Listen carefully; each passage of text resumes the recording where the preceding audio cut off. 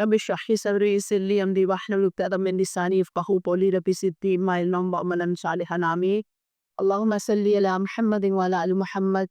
كما صليت على إبراهيم وعلى آل إبراهيم إنك حميد مجيد. اللهم بارك على محمد وعلى آل محمد ما باركت على إبراهيم وعلى آل إبراهيم إنك حميد مجيد. اس دعا کے ساتھ آغاز کرتے ہیں کہ اللہ تعالیٰ سیرت کا صحیح فہم عطا فرمائے، اس پہ عمل کی توفیق عطا فرمائے اور اس میں سے ہمیں اپنے کرنے کے عملی کام، نکات، پریکٹیکل ٹاسک وہ ہمیں لینے کی توفیق عطا فرمائے. کیونکہ قرآن پاک میں اللہ تعالیٰ فرماتے ہیں لَقَدْ كَانَ لَكُمْ فِي رَسُولِ اللَّهِ أُسْوَةٌ حَسَنَةٌ. در حقیقت تم لوگوں کے لیے اللہ کے رسول میں ایک بہترین نمونہ یعنی کہ رول ماڈل ہے. اور اپنی زندگیوں میں عملی طور پر رسول اللہ صلی اللہ علیہ وسلم کے نقش پا پر چلنے کے لیے اور اپنی زندگیوں میں ان کے اسوہ حسنہ کے مطابق ڈھالنے کے لیے ان کی حیات طیبہ کے بارے میں جانا جو ہے وہ نہایت اہم ہے. ظاہر ہے جانیں گے تو اس کے مطابق جو ہے وہ چلیں گے اور کوشش کریں گے. تو آپ صلی اللہ علیہ وسلم کا اسوہ جو ہے وہ صرف مسلمانوں کے لیے یا میرے اور آپ کے لیے رول ماڈل نہیں ہے، بلکہ آپ صلی اللہ علیہ وسلم ورلڈ لیڈر ہے. آپ صلی اللہ علیہ وسلم کی مثال ایسے اسپاجٹ کی سی تھی کہ جو ہر جگہ برستا ہے. آپ صلی اللہ علیہ وسلم حدیث مبارکہ میں آتا نا کہ دینے میں اس طرح سے تھے کہ جیسے سخاوت میں جیسے تیز بارش والی ہوا ہوتی ہے. تو بادل جب برستا ہے تو وہ یہ نہیں دیکھتا کہ میں جنگل پہ برسا ہوں یا میں بستی پہ برسا ہوں یا مجھے کسی نے برستے ہوئے دیکھا ہے یا نہیں، یا مجھے کوئی کچھ دے رہا ہے، میرا احسان مان رہا ہے تو میں اس پہ برسوں باقیوں پہ نہ برسوں، ایسا کچھ بھی نہیں ہوتا. تو آپ صلی اللہ علیہ وسلم سب سے زیادہ جو ہے وہ سخی تھے اور ان کا جود و سخا ہر ایک کے لیے تھا. اس کا میرے اور آپ کے لیے بھی جو ہے وہ عملی نکتہ ہے. میری آپ سب سے اپنے سارے ساتھیوں سے گزارش ہے کہ عملی نکتہ جو ہے وہ لکھ لیا کریں اپنے پاس اور بعد میں گروپ میں شیئر کر دیا کریں کہ آج کے اس میں سے ہمارے امن کے لیے کیا نکلا سیرت میں سے. تو سارے یہ ساتھیوں کو کہا گیا ہے، سارے ہی ایک ایک بھی ڈالیں گے تو ہم سب کو جو ہر فرد اجتماعی مطالعے کا یہ فائدہ ہوتا ہے کہ ہر فرد اپنے پوائنٹ آف ویو سے دیکھ رہا ہوتا ہے، سمجھ رہا ہوتا ہے چیزوں کو اور وہ اپنے حساب سے لکھتا ہے. تو جو اپنا مطالعہ شیئر کرتا ہے تو دوسرے بھی اس سے جو ہے وہ مستفید ہوتے ہیں. تو ہم سب ایک دوسرے کے علم سے جو ہے وہ مستفید ہوں گے. تو انشاءاللہ تعالیٰ آپ سارے ہی اپنے اپنے پریکٹیکل کوئی بھی اپنے پاس نوٹ کر لیجئے، لکھ لیجئے اور بعد میں ضرور شیئر کیجئے. یہ عرض میں نے آپ سے پہلے بھی کی تھی. پھر آج ہم نے فرمایا کہ میرے بعد سب سے زیادہ سخی وہ ہے جو علم کو پھیلا. تو انشاءاللہ تعالیٰ مجھے اور آپ کو بہت زیادہ سخی بننا ہے. اس علم کو میں نے اور آپ میں آگے پہنچانا ہے، جتنا جہاں جو جیسے ہم اپنا حصہ اس میں ڈال سکے. پیارے نبی کی قسم کی سیرت کا پیغام پہنچانا بہت اہم اور بڑا کام ہے، اور یہ انشاءاللہ تعالیٰ کہنے قسم کی شفاعت کا حق ہمیں بنائے گا. انشاءاللہ ہم اسی نیت اور اسی ارادے اور اسی امید پہ کہ اللہ اسے قبول کریں گے اور پیارے قسم کی شفاعت کا باعث انشاءاللہ بنے گا. تو آج جو ہے وہ مکمل بائیکاٹ جیسے کہ آپ کے سامنے آ گیا. سیرت چلتے چلتے جو ہے وہ اس مقام پہ پہنچ گئی کہ مسلمانوں کو ہر طرح کے مظالم انہوں نے کر کے دیکھ لیے مسلمانوں کے اوپر، لیکن وہ ان کو روک نہیں پا رہے تھے کفار. صرف 4 ہفتے یا اس سے بھی کم مدت میں مشرکین کو 4 بڑے بڑے دھچکے لگ چکے تھے. یعنی کہ حضرت حمزہ رضی اللہ عنہ نے اسلام قبول کیا، پھر حضرت عمر فاروق رضی اللہ عنہ مسلمان ہوئے، پھر محمد صلی اللہ علیہ وسلم نے ان کی پیشکش سودے بازی مسترد کر دی، اور پھر قبیلہ بنی ہاشم اور بنی مطلق کے سارے ہی مسلم غافر افراد نے ایک ہو کر نبی کی قسم کی حفاظت کا عہد و پیمان کیا. آپ کو یاد ہوگا نا لاسٹ جو ٹاپک ہم نے پچھلی کلاس میں ڈسکس کیا تھا وہ یہی تھا کہ ابو طالب نے جو ہے وہ ان کو دونوں کو وہ پاک کو بلایا. انہیں لگ رہا تھا کہ وہ اکیلے قسم کا دفاع نہیں کر سکیں گے، جتنے غفات کی جو ہے وہ سازشیں تیز ہو گئی تھی. تو انہوں نے بنی ہاشم اور بنی مطلق کو جمع کیا اور وہ دونوں ہی جو ہے وہ جمع ہوئے، اور اس میں سارے لوگ مسلمان نہیں تھے، غیر مسلم بھی تھے، لیکن چونکہ قبائل کی حمیت ہوتی ہے، وہ اپنی حمیت کی وجہ سے وہ غیرت اور حمیت کی وجہ سے جو ہے وہ جس کا ساتھ دینے کا نیت پیدا کر لیتے تھے یا جس کو اپنی پناہ میں لے آتے تھے، اس کے لیے پھر وہ ہر طرح سے جو ہے وہ اس کا ساتھ دیتے تھے اور ہر طرح کی مشکلات کو سہنے کے لیے امادہ ہو جاتے تھے. تو جب انہوں نے پیارے قسم کی حفاظت کا عہد و پیمان کیا، اس سے مشرکین جو ہے وہ چکرا گئے. انہیں چکرانا ہی چاہیے تھا، کیونکہ ان کی سمجھ میں آ گیا کہ اگر انہوں نے نبی صلی اللہ علیہ وسلم کے قتل سے اقدام کیا تو آنچسم کی حفاظت میں مکہ کی وادی میں مشرکین کے خون سے جو ہے وہ لالازار ہو جائے گی اور ممکن ہے کہ ان کا بالکل سپایا ہی ہو جائے۔ تو یہ پھر انہوں نے کیا کیا کہ قتل کا منصوبہ چھوڑ کر ظلم کی ایک اور راہ تجویز کی جو ان تک اب تک کی تمام ظالمانہ کارروائیوں سے زیادہ سنگین تھی۔ انہوں نے بیگ کے جو ہے وہ باقاعدہ اس کا جو ہے وہ منصوبہ بنایا اور پھر اس تجویز کے مطابق مشرکین وادی موصب میں خیف بن کنانا کے اندر جمع ہوئے، آپس نے بنی ہاشم اور بنی مطلب کے خلاف یہ عہد و پیمان کیا کہ ان سے شادی بیاہ کریں گے، نہ خرید و فروخت کریں گے، نہ ان کے ساتھ اٹھے بیٹھیں گے، نہ ان سے میل جول رکھیں گے، نہ ان کے گھروں میں جائیں گے، نہ ان سے بات چیت کریں گے جب تک کہ وہ رسول اللہ کو قتل کرنے کے لیے ان کے حوالے نہ کرتے۔ مشرکین نے اس بائیکاٹ کی دستاویز کے طور پر ایک صحیفہ لکھا جس میں اس بات کا عہد و پیمان کیا گیا تھا کہ وہ بنی ہاشم کی طرف سے کبھی بھی کسی صلح کی بھی پیشکش قبول نہ کریں گے، نہ ان کے ساتھ کسی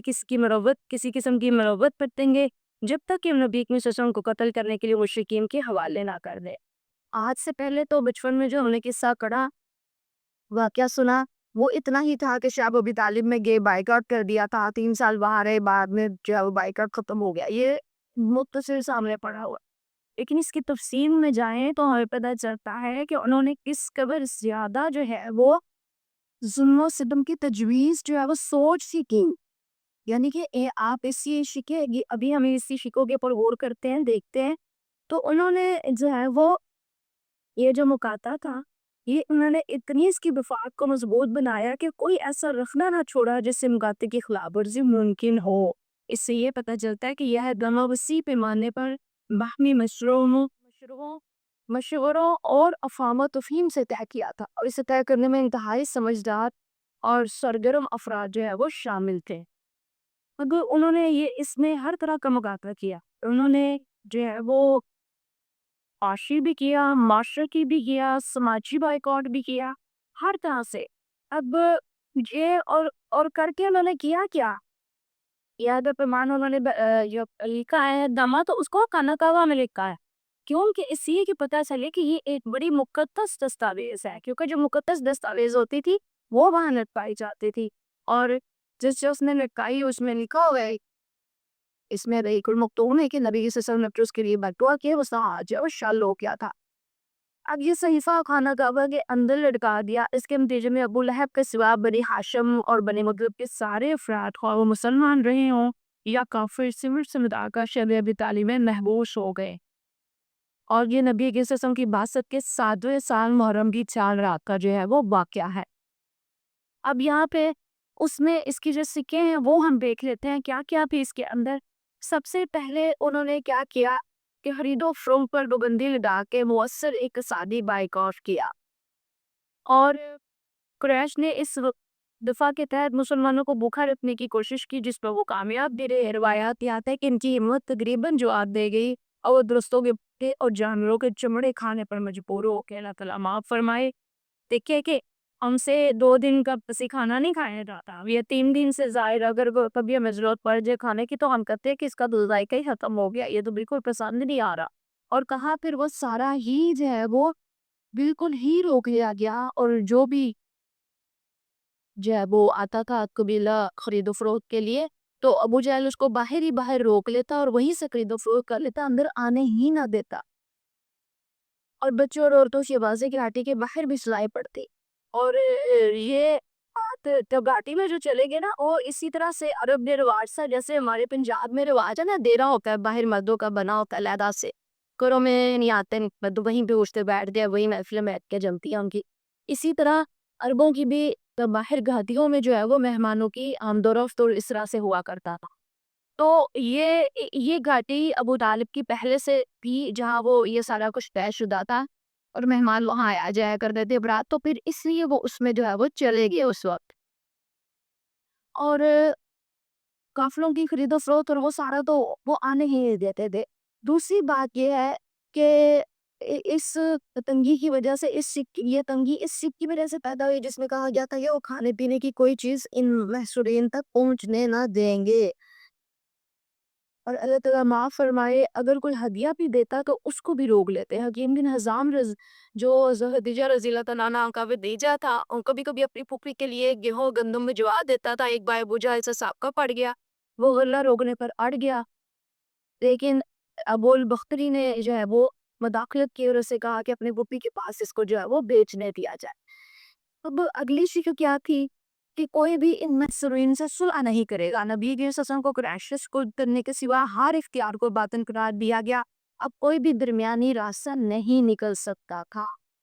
کیونکہ کوئی اگر کسی سے ملے جلے آئے جائے صلح کرے تو اس کے دل میں نرمی پیدا ہو سکتی تھی نا، اور ٹیلی سسٹم کے ساتھیوں کی حالتوں نے پتہ چل سکتا۔ اس لیے انہوں نے جو ہے وہ اس میں کوشش کی کہ بائیکاٹ جو ہے وہ بالکل ہی اس طرح سے کیا جائے کہ کوئی ان کے اندر کسی قسم کا وہ ہمدردی بھی نہ کسی کے دل میں وہ پیدا کی جائے، وہ ہو سکے۔ پھر میل جول رکھنے اٹھنے بیٹھنے شادی بیاہ سے بھی منع کیا، اس کے لیے بھی یہی تھی کہ اگر کوئی ملے جلے گا آئے جائے گا تو ان کے حالات دے کے جو ہے وہ اس کا دل پسیج جائے گا، نرم ہو جائے گا، تو وہ ہو سکتا ہے وہ ان کے حق میں بات کرے، اس لیے اس سے یہ بھی شامل کیا جائے۔ بڑا سوچ سمجھ کر انہوں نے ساری چیزیں اس میں ڈالی۔ پھر ان کے گھروں میں کوئی نہیں جائے گا، اس کے پیچھے بھی یہی چیز شامل تھی۔ دستاویز تو بیت اللہ میں لٹکانے کا مطلب تھا کہ اسے انتہائی مقدس خیال کرنا اور اس کی تمام دفعات کو اتنا عزت احترام بخشنا تاکہ ان پر عمل کرنا لازمی ہو جائے اور سارے اس کے پابند رہیں۔ یہ ان کے پیچھے ان کی جو ہے وہ بات تھی۔ اور بنی ہاشم اور بنی مطلق کے مشرکین نے نبی کی صلی اللہ علیہ وسلم کے ساتھ مکمل یکجہتی کا اظہار کیا اور جہنی رواج کے تحت آپ کی مکمل حفاظت کی، اور یہاں تک ہوا کہ ابو طالب جو ہے وہ ان کو خطرہ لگا رہتا تھا تو وہ نبی کریم صلی اللہ علیہ وسلم کو جو ہے وہ پہلے اپنے بستر پہ سلا دیتے، جب سارے لوگ سو جاتے تو اپنے بستر سے اٹھا کے کسی اور کے بستر پہ لدا دیتے، تو ان کی جگہ اپنے بیٹوں بھائیوں یا بھتیجوں میں سے کسی کو پیارے سسم کے بستر پہ سلا دیتے، کیونکہ وہ پیارے سسم کے جان کے تو دشمن بنے ہوئے تھے نا، انہی کو تو وہ قتل کرنا چاہ رہے تھے۔ تو یہاں پہ پھر جو ہے وہ ابو طالب نے اس پالیانہ اور ظلمانہ معاہدے کا مقابلہ صرف سیاسی طریقے اور اس احتامہ کو چاک کرنے کی صورت میں نہیں کیا، بلکہ انہوں نے اپنے مشہور قصیدے لامیہ کی ابتدا بھی جو ہے وہ یہاں سے کی،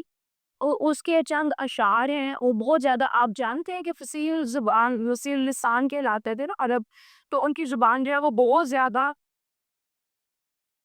جو ہے وہ طاقتور تھی، اور وہ ان میں لکھنے پڑھنے کا رواج نہیں تھا لیکن زبانی حفظ کے اوپر وہ بہت زیادہ رکھتے تھے، اور شعر و شاعری ان کی بہت زیادہ جو ہے وہ مشہور تھی۔ اور جب انہوں نے وہ لکھا تو وہ کیا تھا اس کا ترجمہ میں آپ کو، وہ اشعار کا ترجمہ میں بتا دیتی ہوں کہ جب میں نے قوم کو دیکھا کہ ان میں محبت نہیں رہی اور انہوں نے تمام تعلقات اور رشتوں کو توڑ دیا ہے، انہوں نے ہمارے خلاف تہمت زدہ لوگوں سے معاہدے کیے جو ہماری پیٹھ پیچھے غصے سے انگلیاں چباتے ہیں۔ اس قصیدے کا اتنا گہرا اثر ہوا کہ مکہ کی فضا میں ہلچل مچ گئی، اور اس قصیدے نے بنو ہاشم کی قرابت داروں میں چھپی عصبیت کو جگا دیا۔ انہوں نے خفیہ طور پر مشورہ کیا اور عہدامہ چاک کرنے کا فیصلہ کیا۔ اب یہ کہ کیونکہ شعر و شاعری بہت زیادہ ان کا محبوب مشغلہ تھا، اس کے لیے رات کو شام کو محفلیں جمع کر دی تھی، اس میں وہ جو شعر پڑھتے، اپنی قبائل کی جو ہے وہ بڑی بڑی تعریفیں اور یہ ساری چیزیں جو ہے وہ کرتے۔ تو یہ کلمی جہاد کہلاتا ہے، جو آپ کے قلم سے نکلتی ہے بات۔ آج سوشل میڈیا بھی میرے اور آپ کا جو ہے وہ کلمی جہاد ہے۔ یہ دیکھیں غزہ کے مسلمان بھی اسی طرح سے شعیب ابی طالب میں محصور ہے۔ غزہ کو کتنے سال پہلے کا انہوں نے بالکل ارد گرد ایک دیوار کھڑی کر کے جاؤ سیلے محصول کر پیا ہوا ہے، اور ان کو کہیں آنے جانے کچھ کھانے پینے کا سامان نہیں لینے، ان لوگوں نے نیچے سرنگیں کھودی جس سے وہ وہاں سے جا کے دوسرے شہر میں یہ باقاعدہ ترجمان قرآن میں ان کے سارے حالات لکھے جاتے رہے ہیں، جو لوگ وہاں جاتے آتے رہے ہیں، جو کھا پاگ بھر رہے ہیں، تو وہ وہاں سے لے کے آتے جاتے تھے کھانے پینے کا سامان، تو انہوں نے سرنگوں کو بھی بارودی پم کے ساتھ جو ہے وہ تباہ کر دیا، کہیں سے کچھ ہاتھ ہی نہ سکے۔ یہ سچ بات ہے، جب میں پڑھ رہی تھی تو مجھے بہت کیک ہو رہی تھی، وہ کیک یہ دیکھیں بالکل وہی والے حالات ہیں اور غزہ کے اوپر نا۔ لیکن میں اور آپ کیا کر رہے ہیں؟ کیا میں اور آپ یہ کلمی جہاد نہیں کر سکتے؟ ہم کہتے ہیں ہم بے بس مجبور ہیں، نہیں کر سکتے۔ کیوں نہیں کر سکتے؟ یہ ابو طالب نے اس وقت اشعار کہے اور جو ہے وہ ہلچل مچی، تو میں اور آپ سوشل میڈیا کا صحیح استعمال کر کے کیا ہلچل نہیں مچا سکتے؟ اسرائیلیوں نے ٹارگٹ کلنگ کے ذریعے سے ان کے صحافی تھے ان کو زیادہ سے زیادہ کو شہید کر دیا، مروا دیا نا۔ ایک ین لڑکی کا آیا ہوا تھا، تھوڑے 2 दिन पहले मैं देख रही थी, उसकी मम्मी जो है वो कुछ सिंपली हुई थी और वो रिपोर्टिंग कर रही थी सारे इन चीज़ों की, तो उसको भी उन्होंने शहीद कर दिया। कहने के वो कहते हैं कि दुनिया तक इनका हाल भी ना पहुँचे जो रिपोर्टिंग के ज़रिए मेरे और आप तक थोड़ा बहुत पहुँच जाता है, और कोई इनकी मदद ही ना करे और बिल्कुल अकेला कर के जो है वो ख़त्म कर दे और ग्रेटर इसराइल वो बना ले। तो कुफ़र की चालें ये आज कोई नई नहीं है, ये पुरानी है। ये जब हम बाइकआउट पढ़ रहे हैं, मुकाता पढ़ रहे हैं, तो ये सारी शिकस्त, सारी बातें, सारी चीज़ें मिली हुई है। या सुनो, आपको कहते थे कि वो खुद बहुत, जो इनका लीडर था वो खुद बड़ी ऐशी में रह रहा है और वो लोग जो है वो बेचारे इनको मरवा रहा है और ऐसे बड़ा प्रोपेगेंडा इनके खिलाफ किया जा रहा। तो जब वो शहीद हुए हैं तो पता चला कि वो फ्रंट पे खुद लड़ रहे थे और 3 दिन से 72 घंटों से वो जो है वो भूखे प्यासे थे। मेंटोस की चंद गोलियाँ उनकी जो है उसमें से निकली हैं। तो ये सारी चीज़ें मुझे और आपको क्या झंझोड़ने के लिए काफ़ी नहीं है कि प्यारे सम की उम्र का इस वक़्त क्या हाल है और हम उसके लिए क्या कर सकते हैं, क्या हमें करना चाहिए। हम ज़्यादा से ज़्यादा आवाज़ बने, उनकी उनकी न्यूज़, उनके ऊपर जो मज़ालिम हो रहे हैं, बेशक नहीं देखे पढ़े सुने जाते, उनको आगे भेजें। जहाँ-जहाँ मेरा और आपका दायरा इख्तियार है, बल्कि हमने जेआई सोशल मीडिया टीम के ज़रिए एक ग्रुप भी बनाया हुआ है, कि जो शेयर करना चाहता है इन चीज़ों को हम वहाँ डाल देते हैं, तो वो वहाँ से शेयर करे, जो हिस्सा डालना चाहता है ज़रूर उसके अंदर डाले। स्टेटस से लगाएँ, आपके पास कितने प्लेटफ़ॉर्म्स हैं, आवाज़ तो उठाएँ। फिर सबसे बड़ी बात है बायकॉट, उनकी अशिया का बायकॉट। अब देखिए ना, उन्होंने इक़्तिसादी बायकॉट किया ना, ये काफ़िरों की चाल थी ना कि उन्होंने इक़्तिसादी बायकॉट उस वक़्त भी किया, आज भी कर रहे हैं। तो मैं और आप इत्तेसादी बाइकआउट नहीं कर सकते, हमारे अंदर आवाज़ें उठती हैं, इसका क्या फ़ायदा होगा, इससे होगा, ये होगा, वो होगा। बहुत फ़ायदा होता है, इससे हुआ भी है और होगा भी। और फिर यहाँ पे ये इंशाअल्लाह ताला ये नुकता हम इसमें से लेंगे कि हमने जो है ये कलमी जिहाद इंशाअल्लाह ताला करना है। सोशल मीडिया का जिहाद है, आज कलम की यही जो है वो सूरत है, जदीद शक्ल यही है। और फिर उस वक़्त के सारे जो हालात थे, उसमें नबी सल्लल्लाहु को, मुसलमानों को ये हिदायत थी कि वो दुश्मन से टक्कर ना लें, अपने जज़्बात काबू में रखें, किसी किस्म की जंग भड़काने से गुरेज़ करें, उनको किसी जंग का ईंधन बनने से इज्तनाब करें। अगर वो आपस में उनको इजाज़त होती, वो लड़ जाते, तो उनके पास तो हज़रत हमज़ा रज़ियल्लाहु तआला इतने जरी और बहादुर थे, हज़रत उमर फारूक थे, और भी बहुत सारे साथी थे। लेकिन उस वक़्त जो है वो हिकमत थी कि इनको पावरफुल किया जाए और इनके बाइकआउट के 3 साल के अंदर इस्लाम के हर अव्वल गस्से के लिए तरबियत और किरदार साज़ी के मैदान में अज़ीम तोशा साबित हुए। कहते हैं ना कि मोमिन के लिए जो भी मुश्किल हालात आते हैं, वो उसको अपनी अपॉर्च्युनिटी बना लेता है। वो उसको अपने जो है वो फ़ायदे में इस्तेमाल कर लेता है, बजाय उसके कि वो उसका रोना-पिटना ना। तो उनमें भूख, खौफ, आज़माइश में सब्र करने, असाब को काबू में रखने, अपने दिल और ख्वाहिशात को दबाने और अपने जज़्बात को कंट्रोल करने जैसे औसाफ रासिख़ हो गए। ये इसके जो है वो फ़ायदे भी हुए। मेरे पास एक और तफसीर की सीरत की किताब है, जिसमें ये सारे जो है वो उन्होंने इसके ऊपर थोड़ी वज़ाहत से बात की है। और फिर इसका सबसे बड़ा क्या फ़ायदा हुआ? इस इक़्तिसादी और माशरती बाइकआउट ने इस्लामी दावत के फ़रोग़ और तमाम कबाइल अरब में इस दावत को फैलाने, पैगाम पहुँचाने में अहम किरदार अदा किया। हज के मौसम में तमाम अरब कबाइल में ये खबरें आम हो गई और जज़ीरा नमाए अरब की नस्लें इस दावत पर मुर्तकिज़ हो गईं, जिसके लिए दाई आदम सल्लल्लाहु अलैहि वसल्लम आपके सहाबा भूख, प्यास और बाइकआउट जैसे ज़ुल्म बर्दाश्त कर रहे थे। और इन खबरों ने सबके दिलों में ये बात बिठा दी कि ये दावत बरहक होगी, क्योंकि अगर ऐसा ना होता तो नबी के सल्लल्लाहु अलैहि वसल्लम और आपके पैरोकार कभी इतनी कठिन मुश्किलात और मसाइब बर्दाश्त ना कर पाते। आज हमें भी पता चल रहा है कि मुजाहिदीन हक पर हैं, इसलिए वो सारी मुश्किलात सह रहे हैं और उसके बाद वो डटे हुए हैं, छोड़ नहीं रहे हैं अपनी जगह को। और फिर इस बाइकआउट में, क्योंकि हाजी तो आ रहे थे ना हज में, और प्यारे सत्संग दावत भी बहुत चाहते थे, तो ये लोग साथ साथ ये उनको पता चल रहा था कि किस तरह से इनका जो है मुकाबला किया गया है। और फिर इस बाइकआउट का ये भी फ़ायदा हुआ कि कुफ़ार मक्का के खिलाफ सारे अरब को गुस्सा दिलाया कि वो बनु हाशिम बनु मतलब पर इस कदर जुल्म कर रहे हैं। इस नबी की रसूल आपके रुतबा के हक में नरम गोशा पैदा कर दिया गया। आज देखिए हम सब के दिलों में, हम मुसलमानों को छोड़ के गैर मुस्लिमों के दिलों के अंदर भी एक नरम गोशा पैदा हो गया है गज़ा के लिए। वो उनके हक में आवाज़ बुलंद कर रहे हैं। वीडियोज़ आप देख ही रहे हैं ना, मुझे बताने की ज़रूरत नहीं है। एक वीडियो आई हुई थी, मुस्लिम ख़वातीन वहाँ बाइकआउट की बात कर रही है और वहाँ पे ये कह रही है कि हालाँकि वो गैर मुस्लिम है, लेकिन उनको भी पता है कि इक़्तिसादी जो है वो बाइकआउट बहुत ज़्यादा पावरफुल चीज़ है, वो कुछ नहीं टेक देंगे इस चीज़ की वजह से। अगर हमारे हुक्मरानों को अल्लाह ताला हमियत और वफ़ादारी दे दे और वो हिस्सा کچھ کر لیں، حصہ ڈال لیں تو بہت جلدی یہ مسئلہ جو ہے وہ حل ہو سکتا ہے۔ اب آپ دیکھیں کہ مہدی اسلامی نے اسلام آباد میں ایک بڑا مارچ کیا ہے اور بہت زیادہ تعداد میں لوگ وہاں پہنچے ہیں اور وضع کے حق میں آواز اٹھائی ہے، لیکن حکمرانوں نے ان کو امریکن ایمبیسی کے سامنے نہیں جانے دیا، تعطیل لگا دیا انہوں نے، ادھر ہی جو ہے وہ جگہ جہاں پہ ملی انہوں نے وہیں پہ جو ہے وہ سارا جو ہے وہ اپنا احتجاج ہے وہ ریکارڈ کروائے۔ تو یہ چھوٹی چھوٹی کوششیں ہیں، یہ انشاءاللہ تعالیٰ اللہ کے ہاں ہم کہہ سکیں گے کہ اللہ تعالیٰ ہم مجبور تھے، ہم اتنا ہی کر پائے تھے، لیکن اپنے حصے کا کام ہم نے کیا۔ یہ آج کا بائیکاٹ جو ہے وہ سارا اہل غزہ کے نام ہے۔ اور پھر جو ہے ابو طالب نے اپنے قصیدہ لامیہ میں قرابت داری کی وجہ سے ان کے اس دان کی سخت جو ہے وہ مذمت کی۔ یعنی سسن نے فرمایا میں اور بن مطلب نہ تو جاہلیت میں پیدا ہوئے نہ اسلام میں، ہم اور وہ ایک ہی ہے۔ اور پھر اللہ تعالیٰ نے اپنے دین کی جب مدد فرمائی اور نبی کی قسم کو جو ہے وہ فتح عطا فرمائی،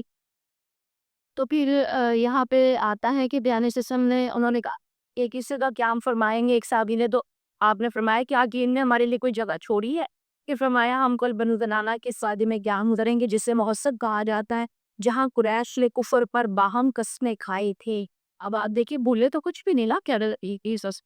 ہجرت کے فتح مکہ کے لوگوں کو وہ یاد آئی نا ساری چیزیں، لیکن پھر بھی سب کو معاف کر دیا۔ یہ بہت بڑی بات ہے، یہ چھوٹی بات نہیں ہے۔ اور جب ان پورے جب 3 سال گزر گئے اور محرم 10 نبوت میں صحیفہ چاک کیا گیا،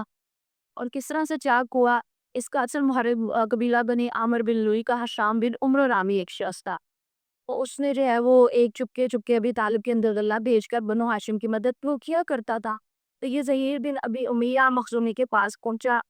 ظہیر کی ماں آقا بالمطلب کی صاحبزادی یعنی ابو طالب کی بہن تھی۔ اس سے کہا ظہیر کیا تمہیں یہ گوارا ہے؟ تم تو مزے سے کھاؤ پے اور تمہارے ماموں کا وہ حال ہے جسے تم جانتے ہو۔ ظہیر نے کہا افسوس میں تن تنہا کیا کر سکتا ہوں، یہ آج ہم بھی سوچ کے بیٹھ جاتے ہیں آرام سے کہ ہم کیا کر سکتے ہیں۔ ہم بہت کچھ کر سکتے ہیں، ہم قرآن سیکھ سکتے ہیں، عربی سیکھ سکتے ہیں، سیرت سیکھ سکتے ہیں، اگلے لوگوں کو سکھا سکتے ہیں، خود بعمل بننے کی کوشش کر سکتے ہیں۔ بائک کے علاوہ یہ سارے سیلف گرومنگ کے کام ہم کر سکتے ہیں تاکہ ہم مضبوط ہوں، ہماری نسلیں اپنی نسلوں کو مضبوط بنا سکتے ہیں تاکہ آنے والے وقتوں میں وہ مقابلے کے لیے کھڑے ہو سکے۔ تو انہوں نے کہا کہ میں اکیلا کیا کر سکتا ہوں، ورنہ میں ادھر سے ہی کو پاڑ دیتا۔ انہوں نے کہا کہ دوسرا اور کوئی ہو، تو انہوں نے کہا میں ہو جائے۔ انہوں نے کہا اچھا تو 30 آدمی تلاش کرو۔ اس سے انہوں نے آگے بات کی، پھر اس طرح آگے انہوں نے کی 3 افراد اکٹھے ہو گئے، خانہ کعبہ جب گئے اور وہاں سو کرنے لگے تو ابو جہل ایک گوشے میں موجود تھا۔ تو انہوں نے کہا کہ ہم یہ صحیفہ جو ہے وہ، انہوں نے جب 7 چکر لگائے اور کہا مکے والوں، ظہیر جو تھے انہوں نے کہا کہ کیا ہم کھانا کھائیں، کپڑے کہنے، بنو ہاشم تباہ برباد ہو، نہ ان کے ہاتھ کچھ بیچا جائے نہ ان سے کچھ خریدا جائے، خدا کی قسم میں بیٹھ نہیں سکتا یہاں تک کہ ظالمانہ اور قرابت شکن صحیفے کو چاک کر دیا جائے۔ ابو جہل جو حضرت کے گوشے میں موجود تھا بولا غلط، تم غلط کہتے ہو، خدا کی قسم یہ پھاڑا نہیں جا سکتا۔ اس پر زما بن اسود نے کہا باغدہ تم زیادہ غلط کہتے ہو، جب یہ صحیفہ نکل گیا تھا تب بھی ہم اس پر راضی نہ تھے۔ اسی طرح تیسرا بھی بولا تو ابو جہل کو پتہ چل گیا کہ یہ بات طے کر چکے ہوئے۔ اب وہ شاید کچھ نہیں بول سکتا تھا۔ کتنے میں ابو طالب بھی آ گئے۔ ابو طالب کیوں آئے؟ وہ تو اس لیے آئے تھے کہ پیغمبر صلی اللہ علیہ وسلم نے ان کو خبر دے دی کہ یہ صحیفہ جو ہے وہ سارا ہی کا سارا جو ہے وہ اس نے کھا لیا ہے، نمک نے وہ چاٹ دیا، اور صرف اللہ کا نام جو اللہ بسمی کا جہاں پہ لکھا ہوا تھا وہ صرف رہ گیا۔ اور انہوں نے آ کے کہا کہ اس طرح سے پیغمبر صلی اللہ علیہ وسلم نے جو ہے وہ خبر دی ہے، تو اگر ان کی بات سچ ہے تو تم اپنے اس سے جو ہے وہ باز آ جاؤ۔ لیکن انہوں نے اس بات کو دیکھا، لیکن انہوں نے پھر بھی وہ جو ہے وہ عمل نہ کیا۔ قرآن میں اللہ تعالیٰ فرماتے ہیں وَإِن يَرَوْا آيَاتٍ يُعْرِضُوا وَيَقُولُوا سِحْرٌ مُسْتَمِرٌ، اگر وہ کوئی نشانی دیتے ہیں تو رخ پھیر لیتے ہیں اور کہتے ہیں یہ تو چلتا پھرتا جادو ہے۔ انہوں نے بھی رخ یہ بھی حالانکہ دے لیا ساری بات۔ اب یہ سارے حالات ہے، اب کافروں کو اپنی پڑ گئی کہ بائیکاٹ تو ختم ہو گیا ہے، اور پھر بھی وہ اسی طرح دعوت جو ہے وہ دیے چلے جا رہے ہیں۔ اور انہوں نے دیکھا کہ وہ طالب کی عمر جو ہے وہ کافی زیادہ ہو گئی ہے، 80 سے زیادہ متجاوز ہو گئی ہے، تو جو ہے وہ کچھ وہ شعیب بھی طالب سے نکلے تو ان کی صحت بھی ایسی نہ رہی۔ تو انہوں نے کہا کہ ہم جو ہے وہ جا کے آخری دفعہ بات کر لیتے ہیں، وہ نہ ہو گئی یہ مر جائیں اور اس کے بعد ہم نبی کریم صلی اللہ علیہ وسلم کے ساتھ کوئی معاملہ کرے تو لوگ کہیں گے کہ جب تک اس کا چچا زندہ تھا تو یہ ہاتھ نہیں ڈال سکتے۔ تو اب انہوں نے یہ اور یہ جو ہے وہ عرب ہمیں تانا نہ دیں، یعنی کہ ان کو یہ بات تھی ان کے اندر۔ تو پھر وہ سارے کے سارے بڑے بڑے سردار، عتبہ بن ربیعہ، شیبہ بن ربیعہ، ابو جہل، امیہ، ابو سفیان، اور یہ سارے تقریباً 25 ان کی تعداد تھی، یہ پیارے سسم کے پاس، ان کے چچا کے پاس جو ہے وہ پہنچے اور کہا کہ آپ جو ہے وہ اپنے بھتیجے اور ہمارے درمیان جو ہے کوئی معاملہ کروا دیں، اب آپ کے آخری ایام ہے تو وہ جو ہے وہ ہم سے باز آ جائیں، ہم ان سے باز آ جاتے ہیں، اپنے اپنے دین پہ جو ہے چھوڑ دیا جائے، وہ ہمیں ہمارے دین پہ چھوڑ دیں، ہم ان کو ان کے دین پہ چھوڑ دیتے ہیں، ہم برا نہ دیں ہمارے ان کو۔ تو پیارے سسم نے جب ان کو بلایا تو انہوں نے کہا کہ پیارے سسم نے فرمایا کہ اگر میں ان کو ایک کلمہ ایسا بتا دوں کہ جو اگر یہ مان لے تو عرب ان کے تابعہ فرمان ہو جائے اور عجم انہیں جزیہ ادا کرے۔ اب یہ اتنا فائدہ مند کلمہ تھا تو اب جو بھی بڑے سب میں سمجھ نہ آئی کہ کیا کہیں، تو وہ جہل یار کہا کہ ہاں ٹھیک ہے، بتاؤ تمہیں ایک اس سے ایسا ایک کیا ہم 10 سال میں ماننے کو تیار ہے۔ جب آپ نے فرمایا لا الہ الا اللہ تو وہ پھر کیا ہوا؟ آپ نے کہا جن بتوں کو تم پوچھتے ہو چھوڑ دو، اس پر آپ پیٹ پیٹ کر روتانیہ میں جاپ جاتا کہا محمد سسم تو یہ چاہتے ہوئے ساری کتابوں کی جگہ بس یہی دا بنا ڈالو، واقعی یہ بڑا عجیب معاملہ ہے۔ اور وہ وہاں سے چلے گئے اور کہا کہ اپنے معجزات کے دین کے اوپر ڈٹ جاؤ، اور قرآن پاک میں بھی سورہ سعد میں بھی اس کا جو ہے وہ ذکر ہے، اسی جو ہے وہ آیات اور ترجمے سے آپ کو جو ہے وہ پتہ چل رہا ہوگا۔ اب یہ اس کے بعد کیا ہوا؟ اس کے بعد آتا ہے عام الحزن، جس کو کہا جاتا ہے غم کا سال۔ اب ابو طالب کا مرض جو ہے وہ بڑھ گیا اور بالآخر وہ انتقال کر گئے۔ بادشاہ ابو طالب کی مسروری کے خاتمے کے 6 ماہ بعد رجب 10 سبی میں ہوئی۔ اب یہاں پہ آپ کہہ رہے نبی کریم صلی اللہ علیہ وسلم پہ ساتھ اپنے آپ کو رکھ کے ان کی جگہ پہ ان کی جگہ پہ تو ہم نہیں اپنے آپ کو رکھ سکتے، لیکن ان کے قریب ہو کے ان کی فیلنگز کو فیل کریں کہ اتنے مشکلات میں سے اور ظلم و ستم کے دور میں سے گزر کے آئے ہیں، اور اب وہ جو کہ وہ ایک ڈال بنے ہوئے تھے ان کی وفات ہو جاتی ہے، تو پیارے سسم کے دل کی کیفیت کیا ہوگی اس وقت؟ اپنے آپ کو کبھی ان رکھ کے دیکھیں نا، تو سب کو میرے سمیت اپنے غم جو ہے وہ کم محسوس ہوں گے۔ آج ہماری بہت ساری بہنیں پریشان ہیں، ہماری بہت سارے ساتھی پریشان ہیں، ہم لوگ خود بھی حالات سے پریشان ہو جاتے ہیں، لیکن کبھی بھی ایسے قسم کے غموں کو تو سامنے رکھ کے دیکھیں۔ آپ صلی اللہ علیہ وسلم کے غموں سے بڑھ کے ہمارا کوئی ایک غم کیا، ہماری ساری زندگی کے غم ایک طرف ہو جائے تو ان کے ایک غم کے برابر نہیں ہو سکتا۔ جن جن مشکل حالات میں ہم تو پھر بھی اپنوں میں رہتے ہیں، سب جو ہے پاکستان کے اندر رہتے ہیں، ہر طرح کی سہولت ہے، امن ہے، سکھ ہے، چین ہے، آسانیاں ہیں، کھاتے ہیں پیتے ہیں، صرف دکھ غم کیا ہے کہ ہماری خواہشات کے مطابق ہماری تقدیر کیوں نہیں چلتی، ہماری مرضی سے اللہ کے حکم کیوں نہیں چلتے، میں یہ کہوں تو یہ ہو جائے، میں وہ کہوں تو وہ ہو جائے، وہ ایسے چل پڑے، وہ میرے ساتھ ایسے سلوک کرے، ہم ان چیزوں کے دکھ و غم اور پڑے ہوئے ہیں، وہ غم اور ہوتے ہیں، یہ غم اور ہے۔ اور کہ نبی عیسی جو ہے وہ صحیح بخاری بھی آتا ہے کہ وہ بتا دے کہ ساتھ تب ہوتا ہے تو نبی ان سسم کے پاس کے وہاں وہ جو ہے جو مجھے تھا، آپ نے فرمایا چچا جان لا الہ الا اللہ کہہ دیجئے، بس ایک کلمہ جس کے ذریعے سے میں اللہ کے پاس آپ کے لیے حجت پیش کر سکوں گا۔ ابو جہل عبداللہ بن رمیہ نے کہا ابو طالب کہ عبد المطلب کی ملت سے رخ پھیر لوگے؟ یہ دیکھیں کفر اینڈ تک اپنی جو ہے وہ پیغام رسانی کا کام کر رہا ہے، اپنے کفر سے ہٹا ہوا نہیں ہے۔ ہم اپنے دین سے فٹافٹ ہٹ جاتے ہیں، اپنی دعوت سے کوئی ایک سے دوسری دفعہ کو کہہ دے تو ہم چپ کر کے سائڈ ہو جاتے ہیں۔ اب وہ اینڈ تک نہیں باز آ رہے تو کہتے ہیں کہ آپ تم مختلف رکھ کے دین سے پھر جاؤ گے۔ اب یہاں میرے اور آپ کے لیے دائی کے لیے بھی ایک نقطہ ہے نا کہ ہمیں بھی اپنی دعوت کو جو ہے وہ ڈٹرمنیشن کے ساتھ، استقامت کے ساتھ پہنچانا چاہیے۔ پھر یہاں تک کہ آخری بات جو وہ طالب نے لوگوں سے کہی وہ یہ تھی کہ عبد المطلب کی ملت پر ابھی کسی سمے فرمایا جب تک آپ سے روک نہ دیا جاؤں میں آپ کے لیے دعائیں مغفرت کرتا رہوں گا۔ تو پھر انہوں نے ساتھ ہی بہت زیادہ دیا تھا نبی کریم صلی اللہ علیہ وسلم کا۔ پھر اللہ تعالیٰ نے یہ آیات نازل کی جو آپ کے سامنے ہے، آپ ان کو دیکھ لیجیے گا۔ اور یہ ایک آیت کا چھوٹا سا حصہ ہے اِنَّکَ لَا تَهْدِی مَنْ أَحْبَبْتَ کہ آپ جسے پسند کریں آپ ہدایت نہیں دے سکتے، اللہ تعالیٰ کے اختیار میں ہے۔ جسے ہم دعا کر سکتے تھے، کوشش کر سکتے تھے، تبلیغ کر سکتے تھے، سب کچھ کر سکتے تھے اور انہوں نے کیا، لیکن وہ باقی معاملہ جو ہے وہ اللہ کے ہاتھ میں آتا ہے۔ وہ سعید خدری رضی اللہ عنہ کا بیان ہے کہ ایمان لگے کہ سسم کے پاس آپ کے چچا کا تذکرہ ہوا تو اس نے فرمایا ممکن ہے قیامت کے دنوں نے میری شفاعت پر وہ جادے اور علیہ السلام کی ایک کم گہری جگہ پر نہیں دیا جائے گا، آج صرف ان کے دوروں تک پہنچ سکے گی۔ یہ صحیح بخاری نے تھا نا باب ہے قصۃ الابی طالب، اس کے اندر یہ جو ہے حدیث یہ میں آپ کو کوئی عام بات نہیں بتا رہی ہوں، یہ لاکھوں حدیث مبارکہ اور صحیح حدیث مبارکہ صحیح بخاری کا درجہ جو ہے وہ قرآن پاک کے بعد آتا ہے۔ اور یہ جو کتاب ہے یہ مختوم جہاں سے ہم پڑھ رہے ہیں، یہ آپ جانتے ہیں کہ پوری دنیا میں جو ہے وہ اس کو فرسٹ پرائز ملا ہوا ہے، اور اس زمین کو ہی جو ہے وہ مستند احادیث اور مستند ساری بات ہے۔ اب ایک غم اتنا بڑا کہ ابو طالب کی وفات اور اس کے 2 ماہ بعد حضرت مومنین حدیثہ کبریٰ رضی اللہ عنہا بھی لعنت فرما گئی، اور ان کی وفات جو ہے نبوت کے 10 سال ماہ رمضان میں ہوئی۔ اس وقت وہ 65 برس کی تھی، اور رسول اللہ صلی اللہ علیہ وسلم اپنی عمر کے 85 منزل میں تھے۔ اور حضرت حدیثہ کبریٰ رضی اللہ عنہا نبی کی سے سمجھ یہ بہت بڑی اللہ تعالیٰ کی نعمت تھی۔ 1 صدی آپ صلی اللہ علیہ وسلم کی رفاقت میں رہی۔ اس دوران نرنج و قلب کا کوئی بغداد آپ صلی اللہ علیہ وسلم کی تڑپ اٹھتی، سنگین اور مشکل ترین حالات میں آپ صلی اللہ علیہ وسلم کو قوت پہنچاتی، تبلیغ و رسالت میں آپ صلی اللہ علیہ وسلم کی مدد کرتی، اور اس سلب ترین جہاد کی سختیوں میں آپ صلی اللہ علیہ وسلم کا شریک رہتی، اور اپنی جان و مال سے آپ صلی اللہ علیہ وسلم کی خیر خواہی اور غم گساری کرتی۔ رسول اللہ صلی اللہ علیہ وسلم اس کا ارشاد ہے، آپ صلی اللہ علیہ وسلم نے فرمایا، جس وقت لوگوں نے میرے ساتھ کفر کیا وہ مجھ پر ایمان لائے، جس وقت لوگوں نے مجھے جھٹلایا انہوں نے میری تصدیق کی، جس وقت لوگوں نے مجھے محروم کیا انہوں نے اپنے مال میں شریک کیا، اور اللہ نے مجھے ان سے اولاد دی اور دوسری بیویوں نے سے اولاد نہ دی۔ آج ہم ان کو آخری وقت تک جو ہے وہ یاد کر۔ ایک مرتبہ کیا نبی کی صلی اللہ علیہ وسلم کے پاس جبرائیل علیہ السلام تشریف لائے،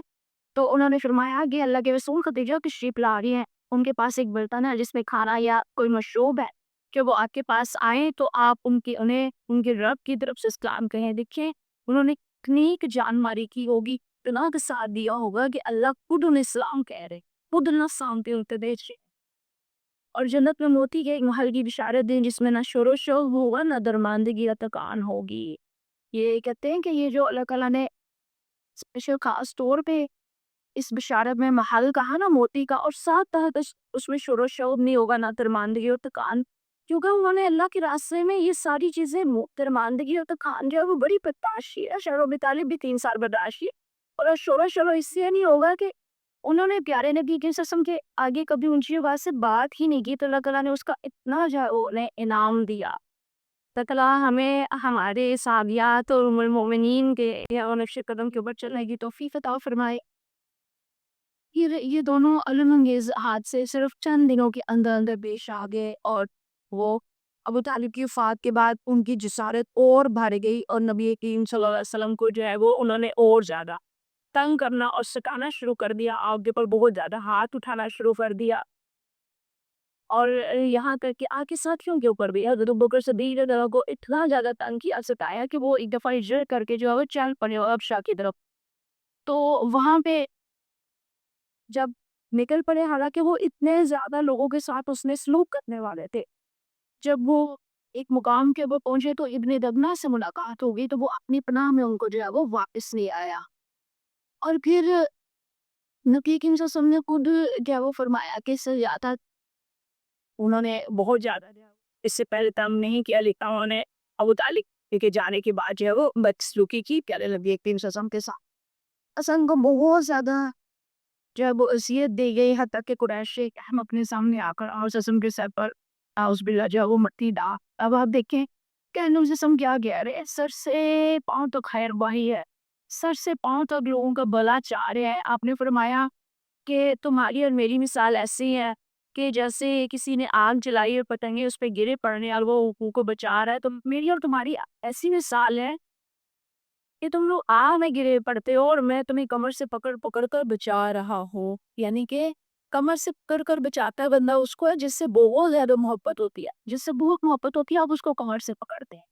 تو پھر اس قسم کی محبت اور شفقت وہ ہمیں آگ سے بچا رہے ہیں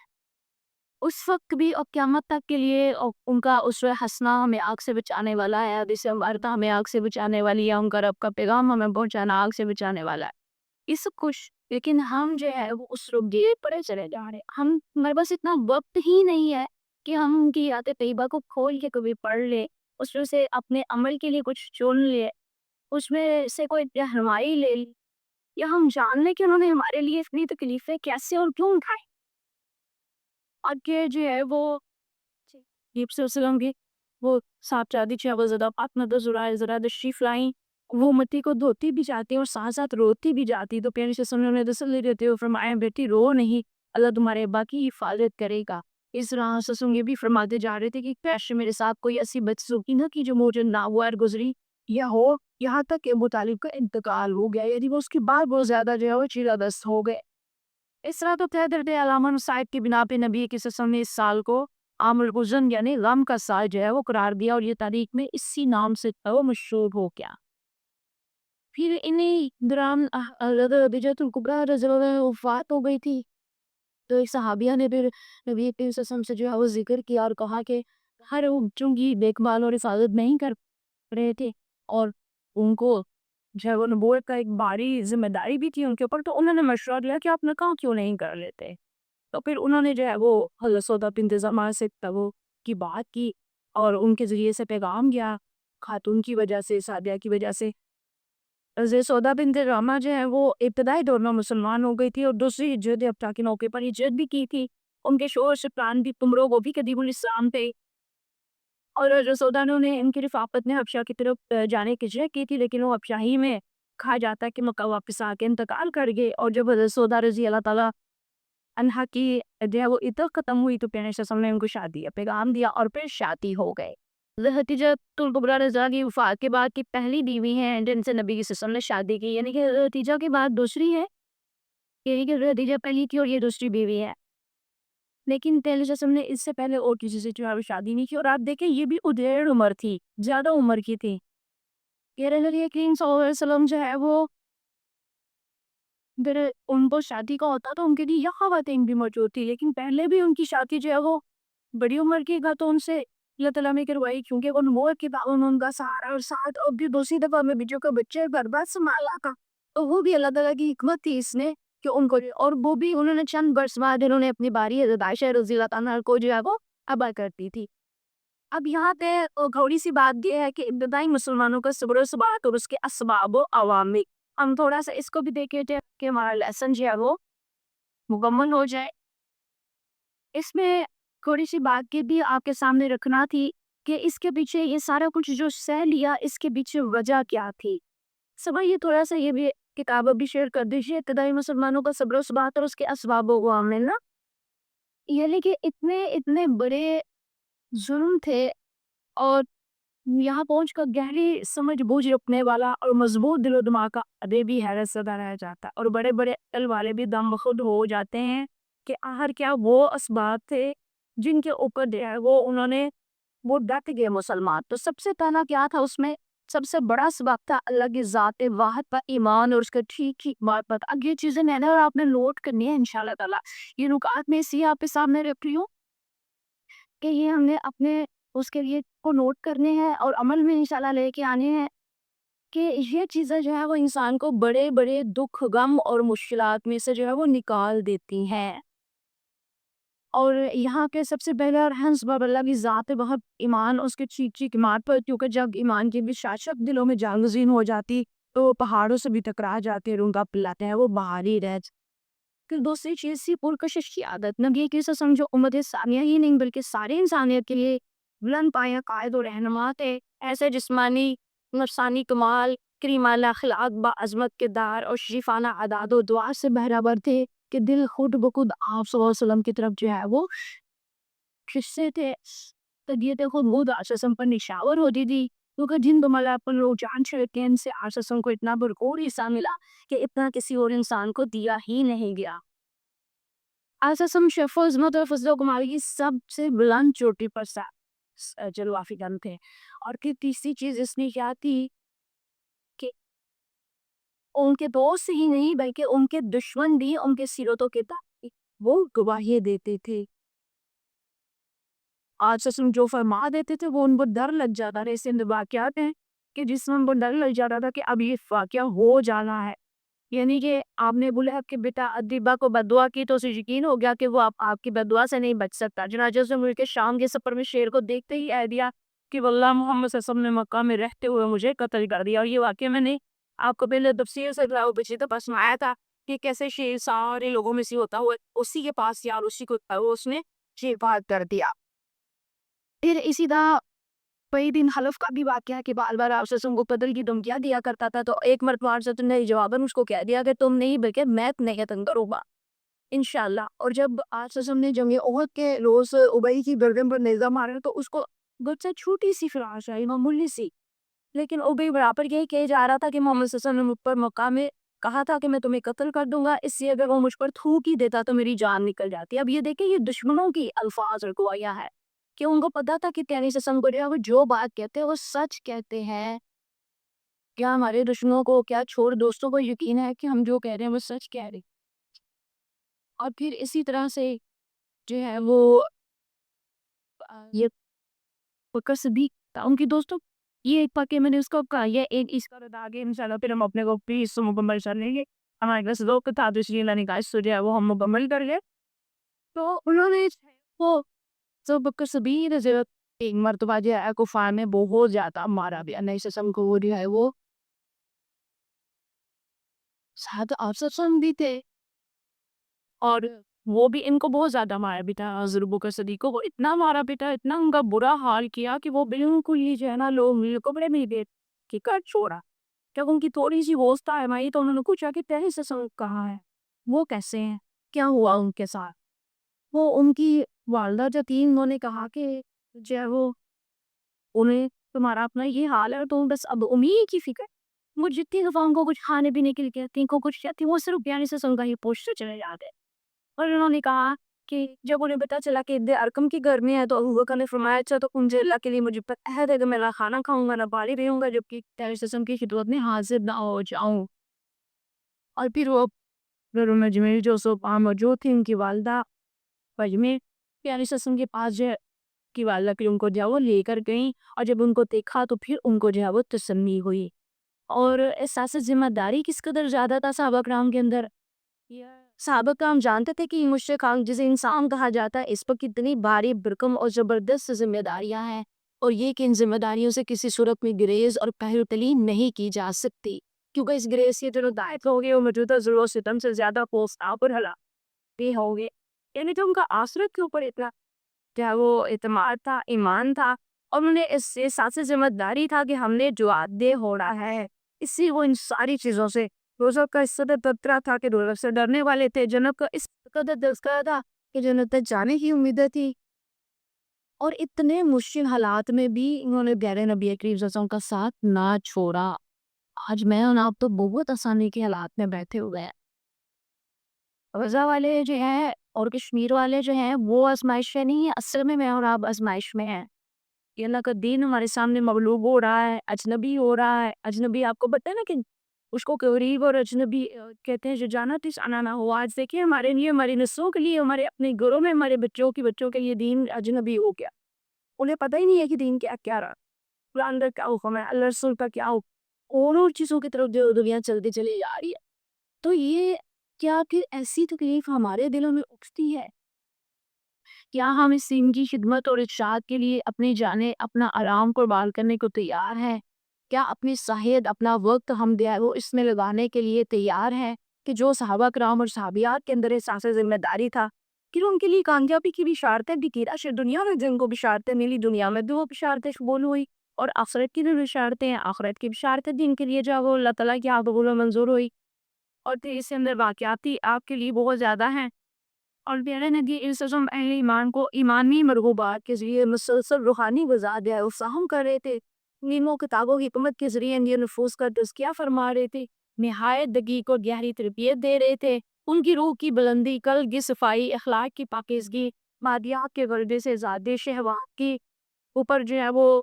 اس کا کنٹرول اور بس مواد ورز کی کوشش کے مقامات کی جاری ان کے نفوس قدسیہ کی خود جو ہے وہ خدیخوانی فرما رہے تھے، اور آپ ان کے دلوں کی بجھی ہوئی چنگاری کو برق شعلوں میں تبدیل کر دیتے، انہیں تاریکیوں سے نکال کر نور اظہار ہدایت میں پہنچا رہے ہوتے، انہیں اذیتوں پر صبر کی تلقین کرتے، شریف نادب دربزر سبت نفسی ہدایت دیتے تھے۔ اس پر نتیجہ یہ تھا کہ ان کی بینگی جو ہے وہ فضول تر ہوتی چلی گئی۔ رضا الہی کی راہ میں جاس پاری، جنت کے شوق، ان کے حرص دین کی سمجھ، نقص کے محاسبے، جذبات کو دبانے، رجحانات کو موڑنے، جنات کے لہروں پر قابو پانے، اور صبر سکون اور عز و بقا کی پابندی کرنے میں انسانیت کا نادر روزگار نمونہ بن گئے۔ ان کے جیسا نہ کوئی بعد میں، نہ آگے نہ پیچھے۔ صحابہ اور صحابیات کے دو چاک بہت زیادہ بلند ہیں، وہ ان کے اندر جو ہے وہ تفریق کرنے کی اجازت نہیں ہے کہ کسی کے زیادہ بنائے اور کسی کے زیادہ کم کرے، بلکہ ہر ایک نے اپنی جگہ پہ، وہ ہر ایک اپنی جگہ پہ روشن چاند ستارہ تھا، اپنی جگہ پہ وہ جگمگا رہے تھے، اور جس جس کے حصے میں جو جو کام آیا انہوں نے اس کو بہت عمدگی کے ساتھ جو ہے وہ ادا کیا۔ تو یہ وہ چیزیں تھیں، یہ وہ نکات تھے جو جو صحابہ کرام اور صحابیات کے ایمان کو مضبوط کر رہے تھے۔ یہ چیزیں میرے اور آپ کے لیے آج بھی موجود، پیارے نبی کریم صلی اللہ علیہ وسلم کی سیرت مبارکہ موجود ہے ہمارے پاس، سنت کے طریقے موجود ہے، حدیث ہمارے پاس موجود ہے، قرآن ہمارے پاس اصلی شکل میں محفوظ ہے۔ میں اور آپ تو اتنے خوش قسمت ہے کہ اور کسی امت کے افراد اتنے خوش قسمت ہے ہی نہیں ہے۔ ہماری امت میں سے تو بنی اسرائیل کے انبیاء نے ہونے کی جو ہے وہ خواہش کی ہے کہ ہم اس امت میں سے ہوتے، کیونکہ ہمارے درجات اللہ نے اس سے بلند رکھے ہیں کہ ہم کیا ہیں، اس سے سمجھے امتی ہیں اور اس دین کے پیغام کو آگے پہنچانے والے ہیں۔ تو یہ ساری چیزیں میرے اور آپ کے پاس موجود ہیں۔ ضرورت اس امر کی ہے کہ میں اور آپ اس کو سیکھیں بھی اور سکھائے بھی، اور جو ہے وہ استقامت کے ساتھ اس کے اوپر ڈٹے رہیں، لگے رہیں، تو انشاءاللہ تعالیٰ ایک دن ہمارا کچھ نہ کچھ طرز عمل اس کے قریب جو ہے وہ ضرور ہو جائے گا، اور اللہ کی ہاں ہمیں بخشش کی امید اور پیارے سے کی شفاعت کی امید ہے اور خیر کی امید ہے۔ اللہ تعالیٰ ہمارے ساتھ خیر کے معاملات کرے، اللہ تعالیٰ مجھے آپ کو ہماری نسلوں کو بہت زیادہ عمل کی توفیق کرمائے، وآخر دعوانا الحمدللہ رب العالمین۔